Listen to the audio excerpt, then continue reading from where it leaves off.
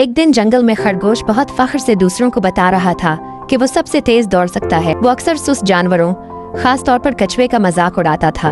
तुम कभी दौड़ नहीं जीत सकते, तुम तो चलने में ही घंटे लगा देते हो। खरगोश हंसते हुए बोला। कछुआ खामोशी से मुस्कुराया और बोला, चलो एक दौड़ हो जाए, पता चल जाएगा कौन जीतता है। सब जानवर हैरान रह गए कि इतना सुस्त कछुआ कैसे दौड़ में मुकाबला करेगा। लेकिन दौड़ का दिन आ गया। सब जानवर जमा हुए और दौड़ शुरू हुई।